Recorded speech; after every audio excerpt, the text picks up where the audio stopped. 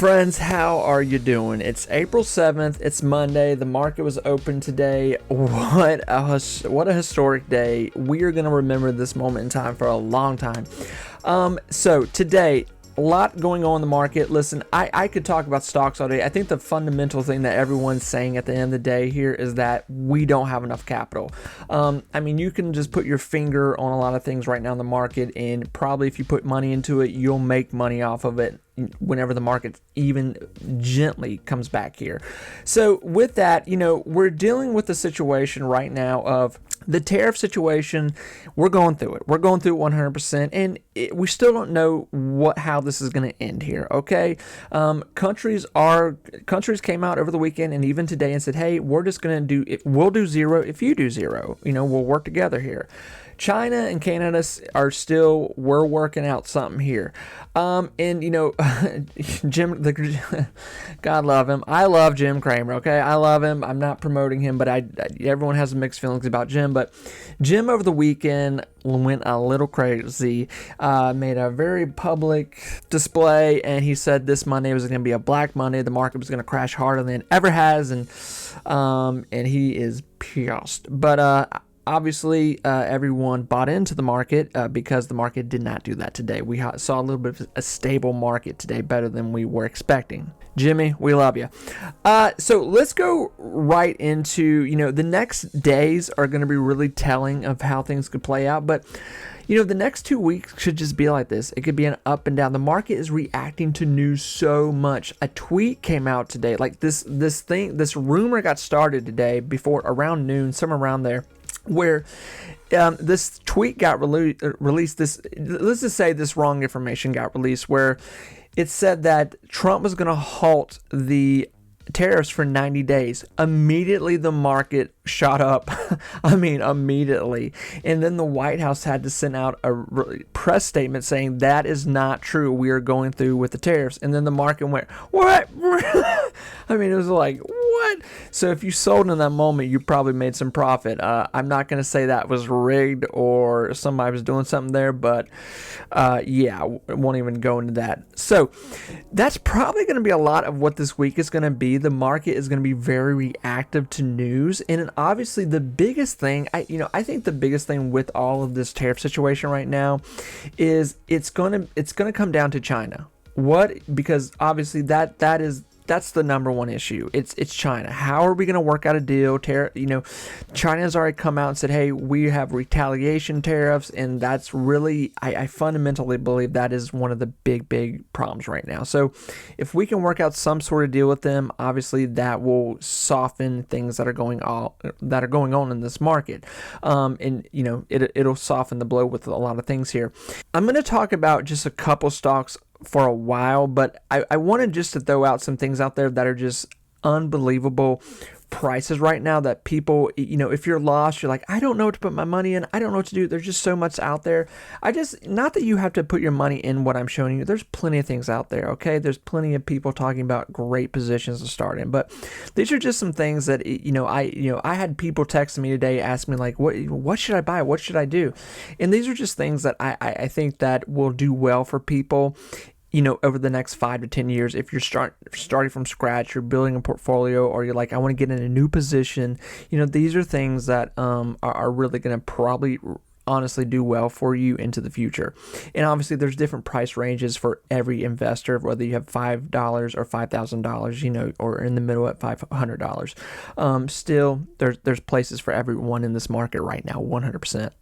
Vanguard, the S&P 500, obviously that's, everyone knows about that one. That is a true ETF, where you want to be right there.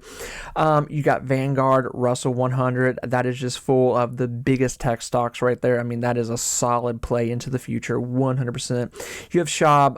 I put a lot of money. I have a lot of this ETF right there. It is a great place to be. It just about 4 or 5 months ago had a stock split, and probably within 5-6 years from now could have another one. Imagine if you could really rack up a position in that.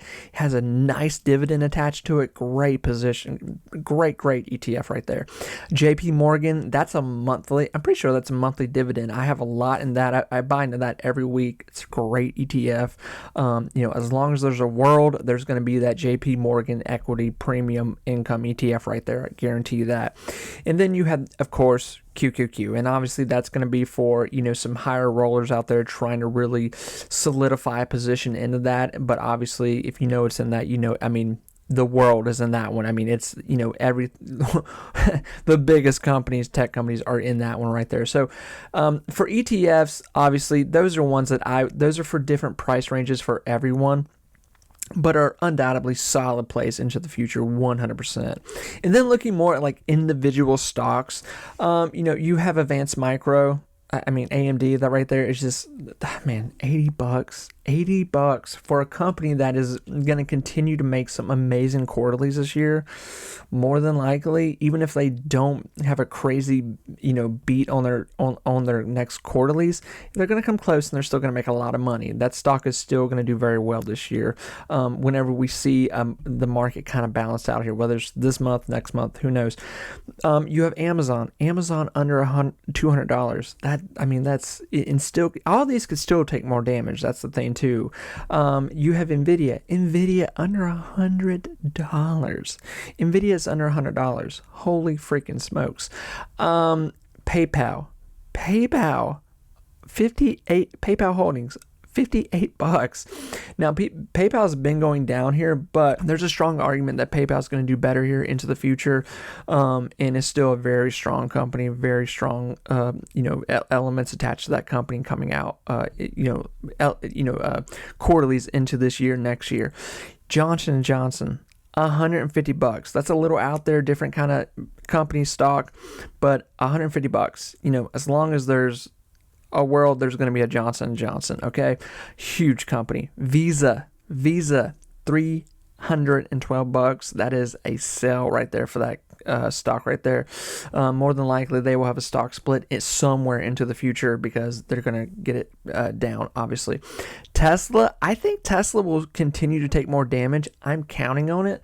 I don't say this to be mean, so if you hold Tesla stock, you're probably going to get mad what I'm about to say here, but I'm investing in Tesla. I'm fully into Tesla, so I'm not trying to talk bad about Tesla. But I would love to see Tesla sell down to under $200, and I think that's very possible with everything that's going on just with Tesla, probably next quarterlies. I think Tesla's probably going to take a lot more damage here this year, and maybe even early in the next year with quarterlies, until the next phase of Tesla gets started, when we start to see the robotics come, humanoid robotics, when we start to see the robo-taxi situation take place, and then car sales maybe pick back up. So that's my hope for Tesla into the future, but I think Tesla will probably go down more. I'm hoping they do, to be honest. And then you have the three ladies right here. These are the three ladies that I have been talking about for a long time now. Okay, now today we finally saw Palantir break into the 60s. Okay, that is huge that we saw Palantir break into the 60s. Like I've said, I don't want to sound like a broken record, but I'm going to. You're gonna see Palantir here 100%, probably here in May. Less than 29 days at this point. It's going to produce its next quarterly, and it's probably going to be $1 billion, more than likely, at least really freaking close. And that undoubtedly will jumpstart hype, the everything again with Palantir. What we could definitely see this year is that Palantir gets into a position where they start making these $1 billion quarterlies. The hype train starts all over again with Palantir.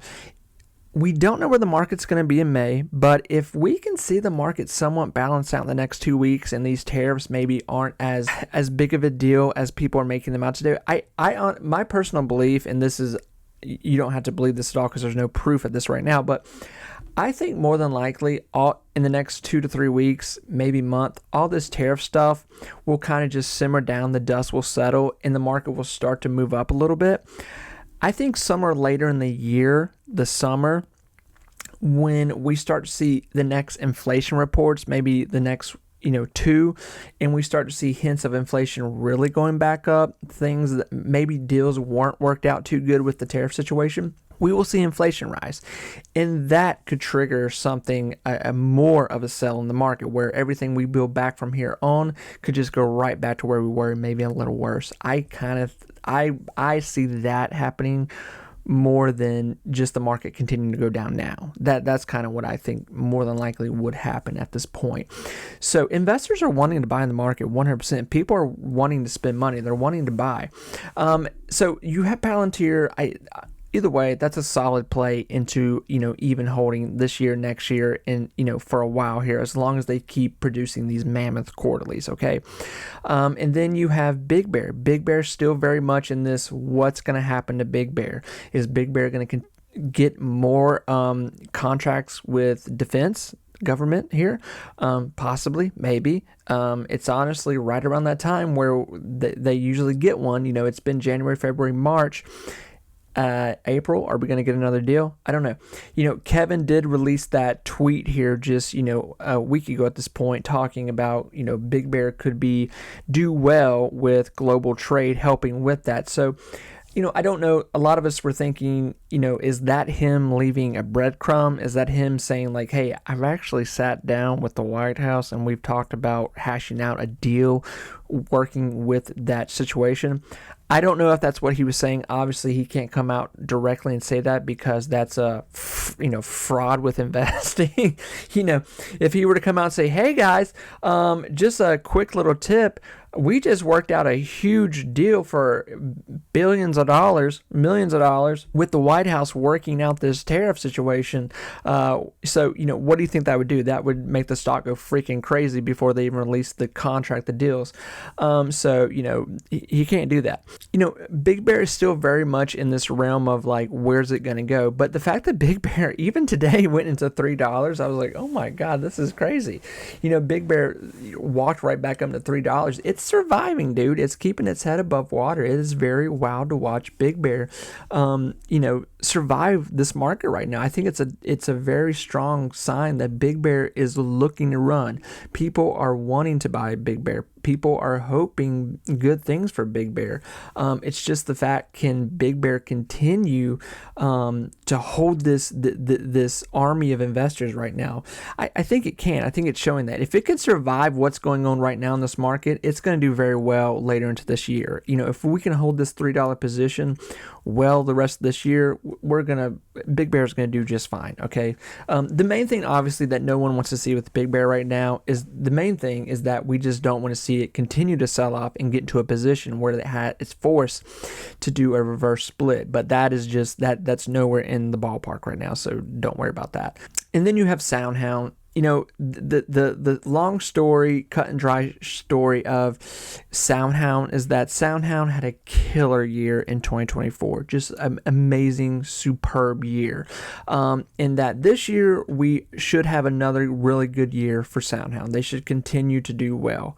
Hopefully, from what we know and what we've gathered, quarterlies, deals, all that. SoundHound is going to be reporting its quarterlies here again around May. It's going to be the Q1, and that's going to be a big sign of, are they going to finally hit a $40 million quarterly or more? But if they do, it's going to really tell us like, okay, this is going to keep going here. So with their last Q4 here of 2024, it was, shy of 40 million, but it was the biggest the company had ever produced. We were following the breadcrumbs on that they were just getting deal after deal after deal after deal. And then they reported that quarterly and it was huge. And, the stock has done very well here. If you've been buying SoundHound since September, October of last year, you've done very well, especially if you've been trading the stock in and out. You have made a ton of money. And that, SoundHound is what we're kind of looking for right now with Big Bear. We want Big Bear to get in a position like SoundHound where it's getting deals, it's doing amazing on quarterlies.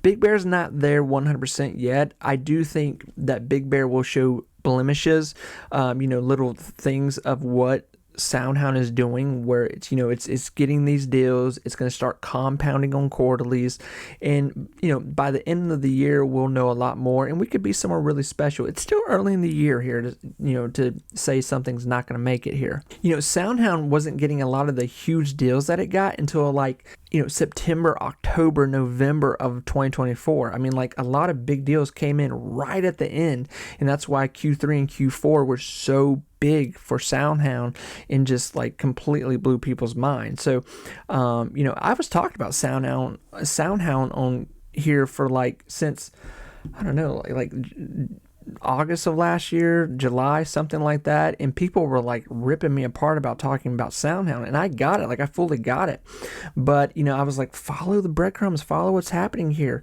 and that's pretty much what I'm saying with Big Bear. The bigger issues with Big Bear is that Big Bear has debt they need to get under control. They need more money, they need more deals, they need to keep this progression going with what they've been doing. So if they can do that, Big Bear will survive this year, and they will have a better year this year, and they will hit that around, we're hoping on at least 180 million to 190 million in earnings this year. We're hoping. That's the big hope here. These are the three ladies that I am obsessed with this year when it comes to, affordable tech stocks this year. Palantir, Big Bear, very similar kind of what they do here. Financially, couldn't be different. Then you have SoundHound here, who specializes in what it does, different than, all of them. So it's a very, mixed bag here of what's going on with all three of these stocks. And then essentially, we come down to bank stocks, and I'm just going to call them bank stocks essentially with, where I'm looking right now. You have NU Holdings, company I've been talking about quite a bit, still holding under $10. This $9 position, doing well. And then, that's something that I've talked about. I think people should pay attention, decide where you want to be with that. If not, that's fine, walk away from it.